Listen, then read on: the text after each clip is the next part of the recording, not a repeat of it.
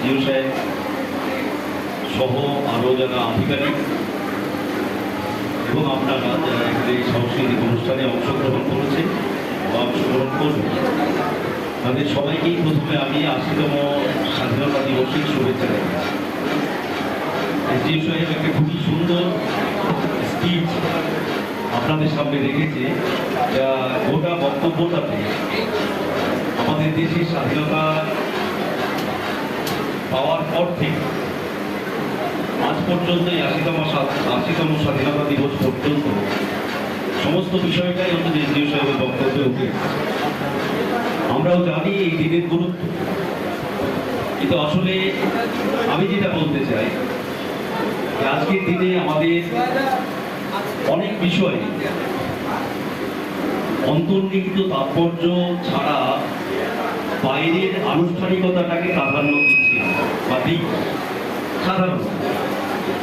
কিন্তু আজকের দিনে শুধু পতাকা উত্তোলন বা একটা সাংস্কৃতিক অনুষ্ঠানের মধ্য দিয়ে আমাদের এই দিনটি উদযাপন করলেই শুধুমাত্র আমাদের দায়িত্ব শেষ হয়ে যায় না।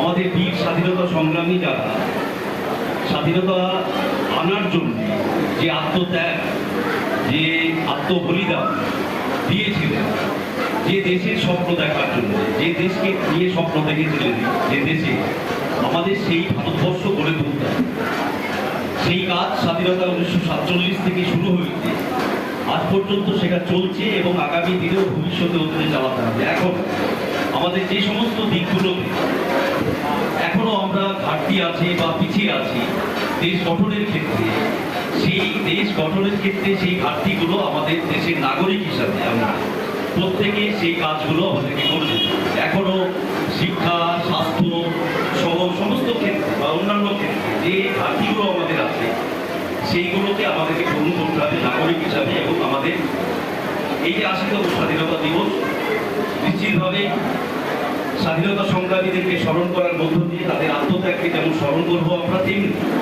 আমাদের যে নেক্সট জেনারেশন বা পরবর্তী প্রজন্মের কাছে স্বাধীনতা আন্দোলনের যে প্রকৃত ইতিহাস, প্রকৃত সত্যতা সেইটা তাদের সামনে তুলে ধরা। তার সাথে সাথে হচ্ছে যে স্বাধীনতা সংগ্রামীদের জীবন আরও বেশি করে হচ্ছে তাদের আমাদের পরবর্তী প্রজন্মের কাছে তুলে ধরার মধ্য দিয়ে হচ্ছে যে আমরা আগামী দিনে এই দিনটির যে তাৎপর্য, এই দিনটির যে গুরুত্ব, সেটা নেক্সট জেনারেশনের কাছে যদি প্রবাহিত করতে পারি আমরা, তবেই হচ্ছে যে এই দিনটি পালনের তাৎপর্য আমরা হচ্ছে উপলব্ধি করতে পারবো বা উপলব্ধি করাতে সমাজে পারবো। আজকে দাঁড়িয়ে হচ্ছে যে আমাদের অনেকগুলো কর্তব্য এবং দায়িত্ব নাগরিক হিসাবে থেকে শুধুমাত্র স্বাধীনতা পাওয়ার পর আমরা স্বাধীনতা এনজয় করবো বা দেশের আমরা সমস্ত কিছু সুবিধা উপলব্ধি করবো বা হচ্ছে ভোগ করবো, কিন্তু প্রত্যেকটা নাগরিকের কিছু কর্তব্য সংবিধানে হচ্ছে আছে। আমরা একদিকে যেমন হচ্ছে যে দেশের আমাদের অধিকার ভোগ করবো, তেমনি সাথে সাথে আমাদের যে নাগরিক কর্তব্যগুলো আছে সংবিধানে সেইগুলোকেও হচ্ছে আমরা পুঙ্খানুপুঙ্খভাবে পালন করার বা হচ্ছে যে দায়িত্ব কর্তব্য পালন করার হচ্ছে যে চেষ্টা করবো। তবে হচ্ছে যে আমাদের সমস্ত কিছু সমাজে দায়িত্ব, আমাদের আত্মকেন্দ্রিকতা ত্যাগ করা, এই সমস্ত কিছু দিয়ে হচ্ছে যে আমাদের সর্বাঙ্গ সুন্দর একটি ভারতবর্ষ গঠন আমাদেরকে করতে হবে।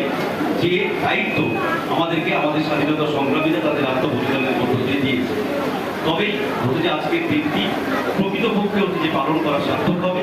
নিশ্চিতভাবে আমরা ডোমকলবাসী হিসাবে এসডিও সাহেব যেমন হচ্ছে যে আমরা খুব সুন্দর একজন এসডিও সাহেবকে পেয়েছি, আরও অন্যান্য আধিকারিকরা আমরা চেষ্টা করছি এই ডোমকলকে কীভাবে হচ্ছে আগামী দিনে সামনের দিকে নিয়ে যাওয়া যাবে।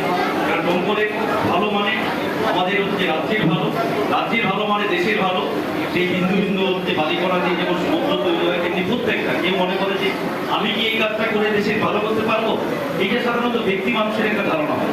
কিন্তু আসলে তা আমরা যদি আমাদের সঠিক কাজটা নাগরিক হিসাবে সচেতনভাবে সেই কাজটা করতে পারি, তাহলে দেখবেন বিন্দু বিন্দু যেটা বললাম আমরা সব নাগরিক যদি আমরা এইভাবে একটা মালার মতো করে হচ্ছে যে আমাদের নিজেদের দায়িত্ব কর্তব্যটা পালন করি, তাহলে সেই কাজটা দেখা যাচ্ছে আমাদের ভারতবর্ষ আগামী দিনে আরও বেশি এগিয়ে যাব। গোটা পৃথিবীতে আমাদের ভারতবর্ষকে মাথা উঁচু করে ১ নম্বর ভারতবর্ষে পরিণত করতে হবে। আমরা অনেক এগিয়েছি, এটা অস্বীকার করার কিছু নেই।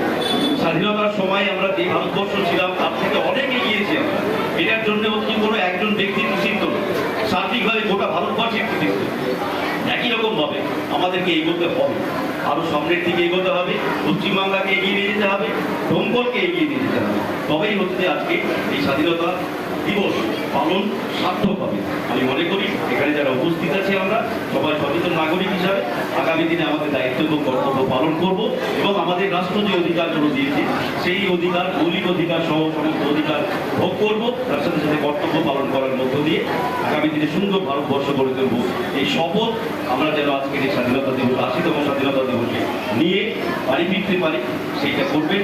এই কথা বলে সবাইকে আবার আমার পক্ষ থেকে ভারতবর্ষের স্বাধীনতার 80তম স্বাধীনতা দিবসের শুভেচ্ছা, আন্তরিক অভিনন্দন জানিয়ে আমার বক্তব্য শেষ করছি।